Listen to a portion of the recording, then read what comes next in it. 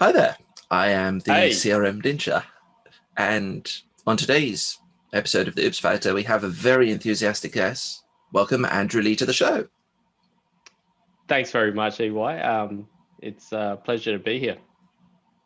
It's lovely to have you. One of the things we're doing this show is I get to connect with people all over the world. So while it's late at night for me, it's early morning for you because you're in Australia and I'm in London.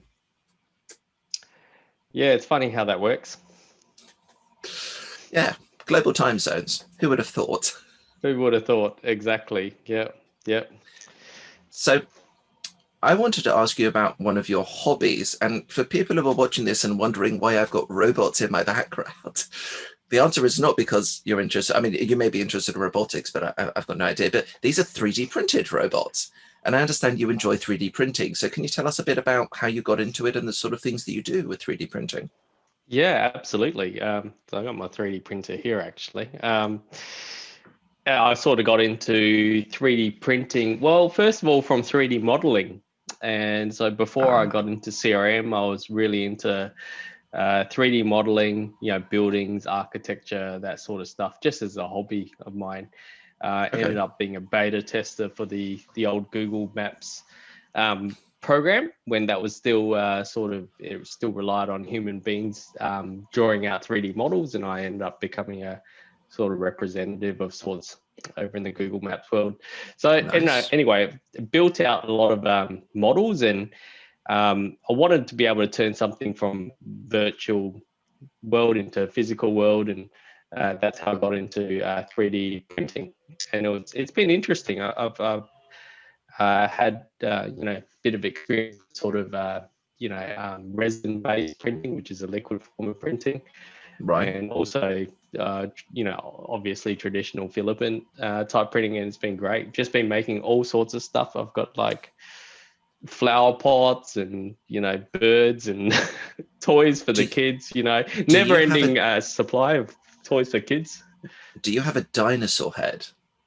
I don't have a dinosaur head. No. No. Would I want one? I'm not sure. Maybe.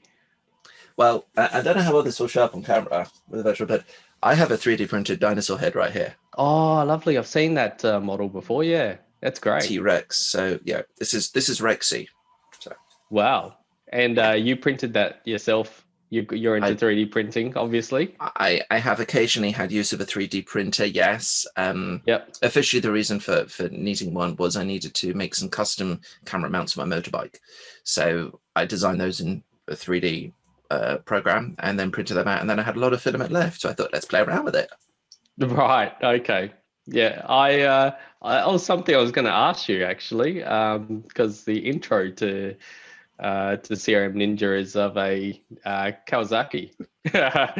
So Yeah, is that something you write? I have a Kawasaki. I have a Beautiful. ZX9R, which is a 900cc Ninja, 2002 model, Yep. tweaked. Oh, fantastic. Lovely. Do you ride at all? No, no, I'm more the four wheel kind of person. Okay. Just yeah, old school Datsuns, Skylines, that sort of stuff. Oh, they're nice. Hmm.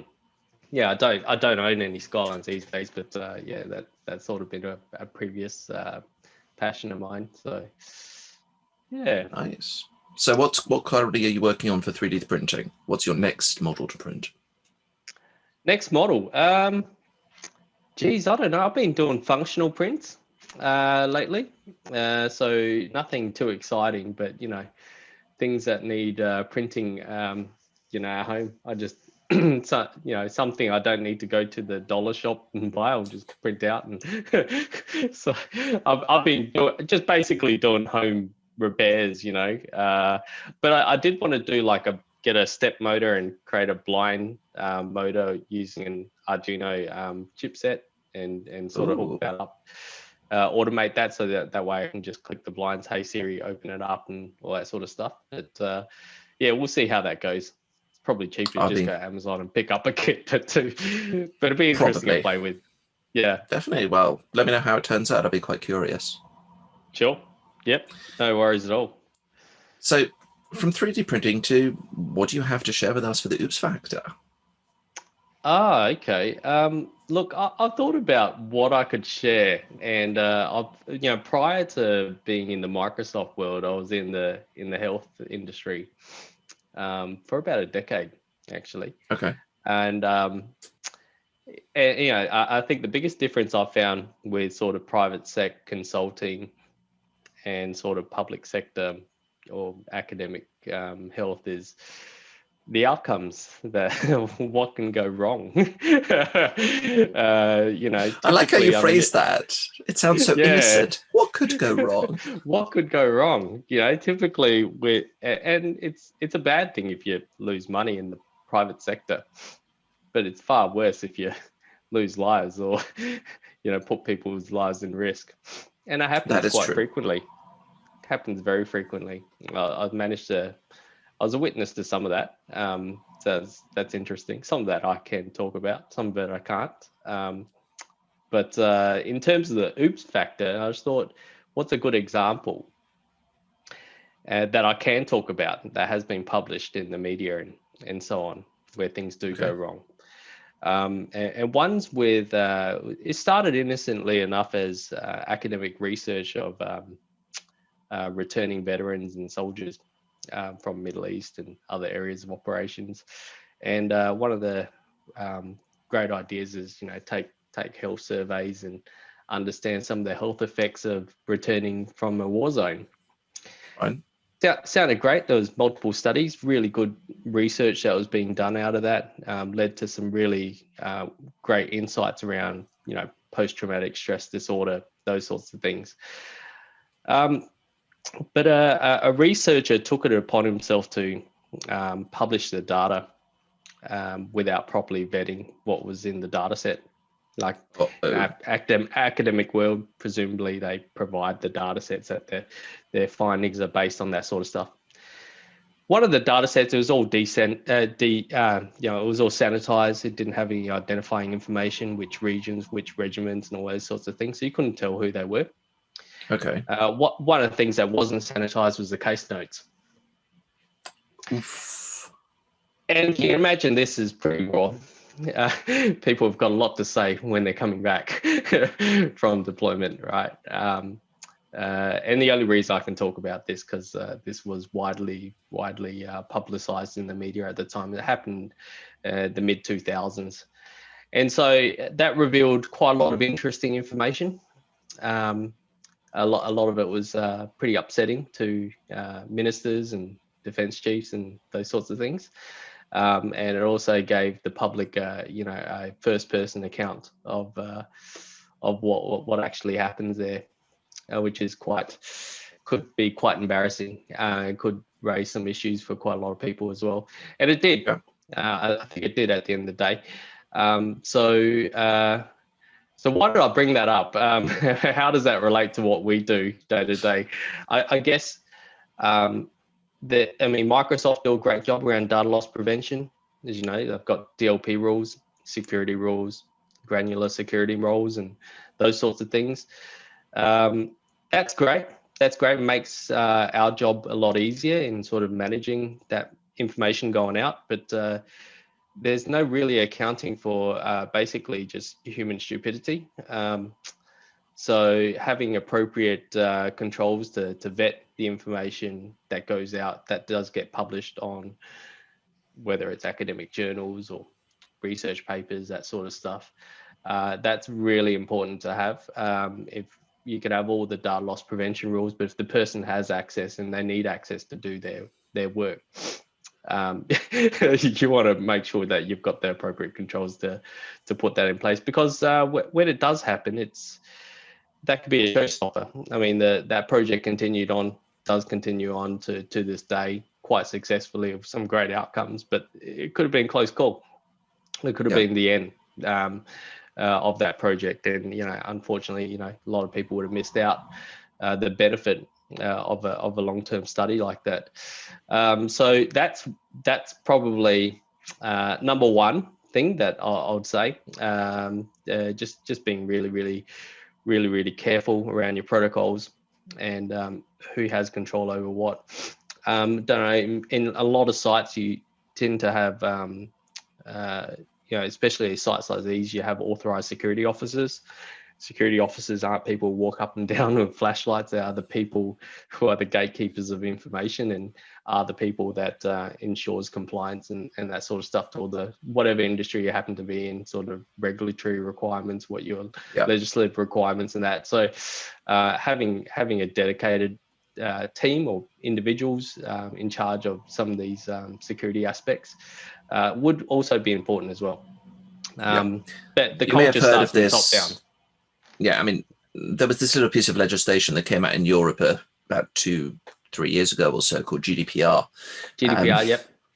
Yeah, we're affected by GDPR as well. Yeah, everyone is affected by GDPR globally. It was quite interesting, the legislation, but one of the requirements is that there are controls put in place and all systems need to be audited to ensure that they are compliant and the data controls are in place appropriately. So yeah, in some ways it did some good, in other ways it's an absolute headache. Yeah, look, I think it's a good thing. I think it's a very good thing, and I think every region will have their own version of sort of GDPR. We're affected because we have a lot of residents who live in Europe. Obviously, being from Australia, you have British expats and so on. So any communique that goes out to them are subject to GDPR. We have a number of different frameworks here locally: notifiable breach, information security manuals that need to be adhered to and that sort of stuff. So no different. I think it's a good thing. It does highlight that we need to be very security conscious these days and design for that. That's probably the example I can share. Another example is once again going back to that health ecosystem is there are a lot of machines and a lot of redundancies that are put in place, particularly in running some departments within hospital settings. Radiology is a good example of that. If you're getting chemo treatment for cancer, it's generally a couple of different machines that double check the work before it actually goes into a plan, and then you get your dosage. Sometimes those machines fail, right?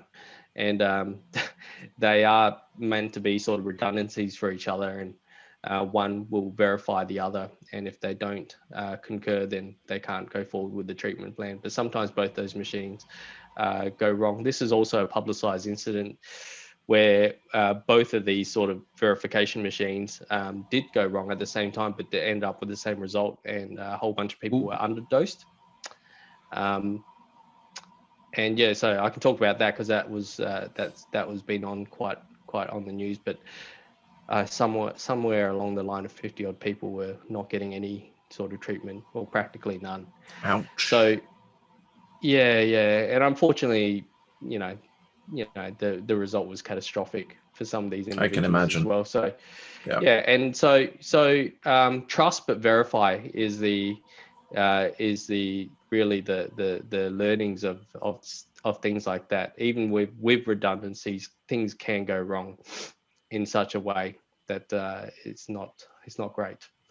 And you should always plan for these sort of things happening. You can put redundancies in place, but you should always plan for it. I mean, planning that the 50th redundant machine, when you only needed one, you got 49 redundant ones, might be a bit overkill, but you should still have some sort of general framework in place for handling and checking these things. And they do, and they have human stopgaps and that sort of stuff, right? At the end of the day, people's intuition will also help pick up on these sort of things. Don't always assume it's going to be a robotic process. That's going to be your fail-safe. Always have a fail-safe.